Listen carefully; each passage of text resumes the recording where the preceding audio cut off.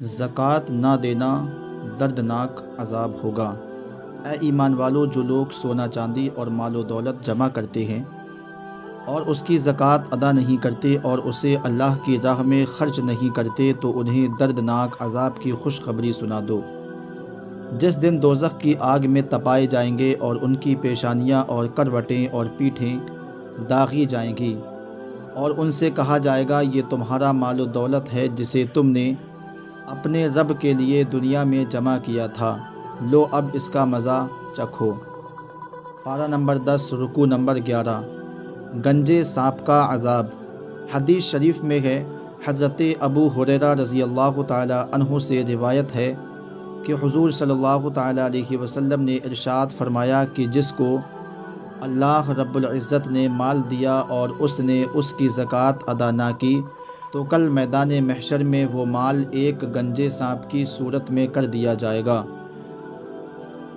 پھر وہی سانپ اس کے گلے میں طوق بنا کر ڈالا جائے گا اور وہ سانپ اس کا ایک بازو کھائے گا، اس کے بعد جب دوسرا بازو کھائے گا تو پہلا واپس آ جائے گا، جب پہلا کھائے گا تو دوسرا واپس آ جائے گا، یعنی اس شخص کو عذاب پر عذاب ہوتا رہے گا، اور وہ سانپ اس سے کہے گا میں تیرا مال ہوں جس کو تو دنیا میں جمع کرتا تھا اور زکوٰۃ نہیں دیتا تھا۔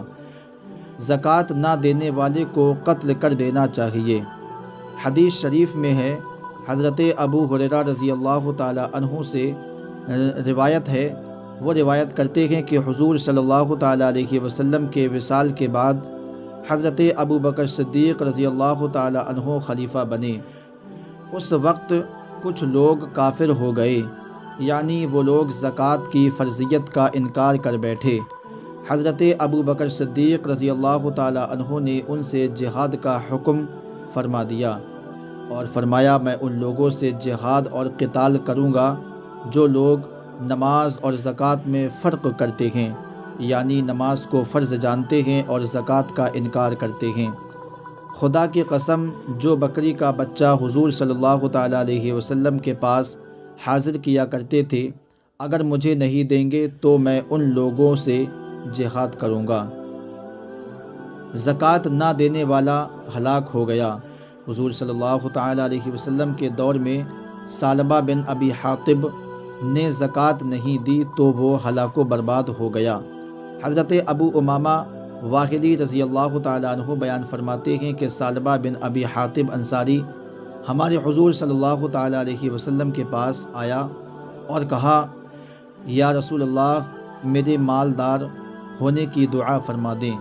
تو حضور صلی اللہ تعالی علیہ وسلم نے ارشاد فرمایا ثعلبہ، تھوڑا مال بہتر ہے زیادہ مال سے، کیونکہ تھوڑے مال میں زکوٰۃ، تھوڑے مال میں اللہ کا شکر آسانی سے ادا ہو جاتا ہے اور زیادہ مال پر شکر ادا کرنا مشکل ہوتا ہے۔ یہ سن کر ثعلبہ واپس چلا گیا، لیکن مال و دولت کی محبت نے اسے ایک بار پھر حضور صلی اللہ تعالی علیہ وسلم کے پاس آنے پر مجبور کر دیا۔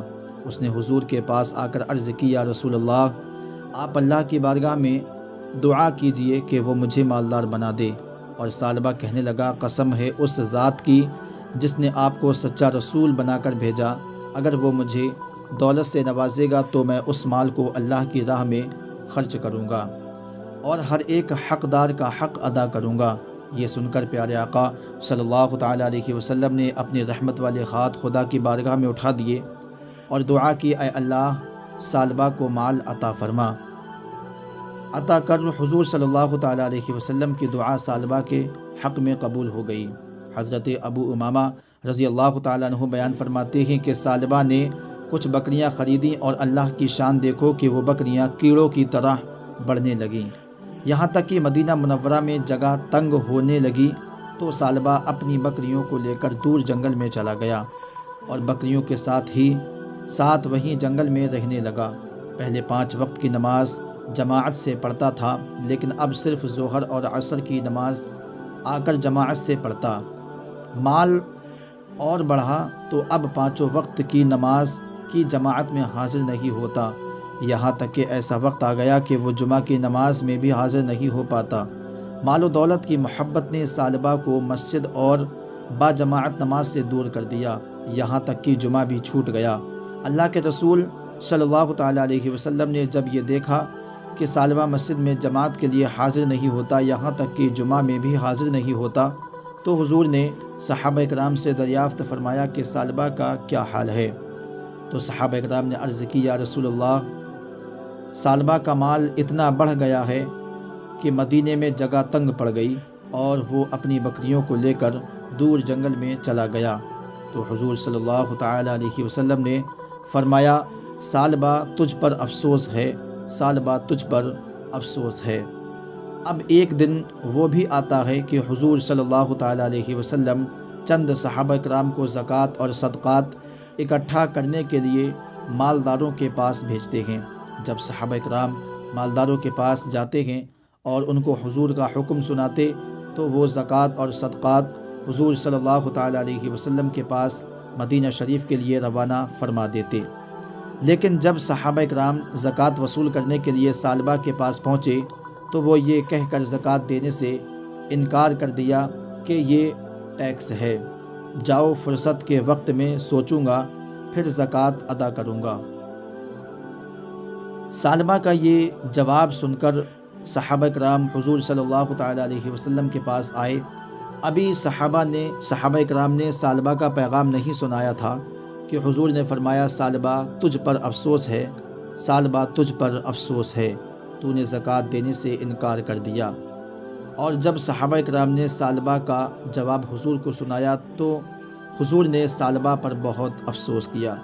उसी वक्त कुरान मजीद की ये आयत नाजिल हुई जिसका तर्जमा ये है, और उनमें से कोई वो हैं जिन्होंने अल्लाह से अहद किया कि अगर वो हमें अपने फ़ज़ल से देगा तो ज़रूर हम खैरात करेंगे और भले आदमी हो जाएंगे।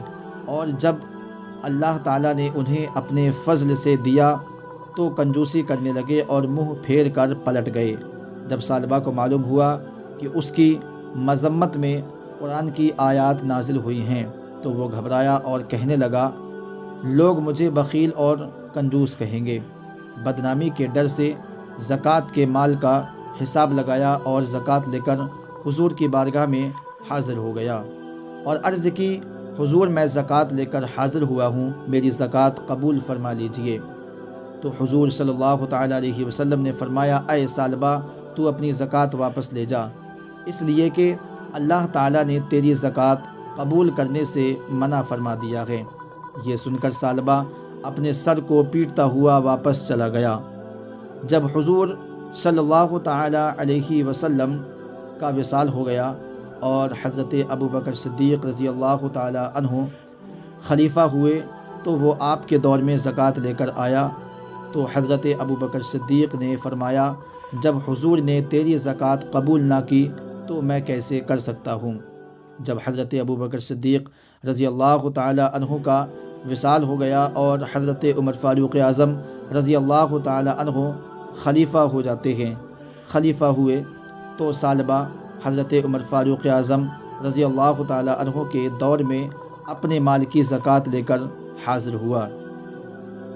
तो हज़रत उमर फ़ारूक़ आज़म रज़ी अल्लाह ताला अन्हु ने यह कह कर इनकार कर दिया कि जब अल्लाह के रसूल और हज़रत अबू बकर सिद्दीक़ ने तेरी ज़कात नहीं दी तो मैं कैसे ले सकता हूँ।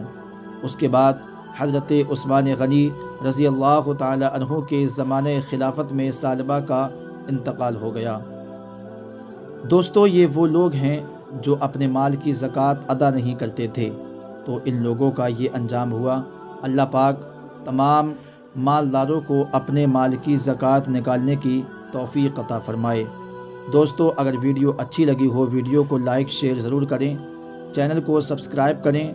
अस्सलामु अलैकुम व रहमतुल्लाहि व बरकातुहू।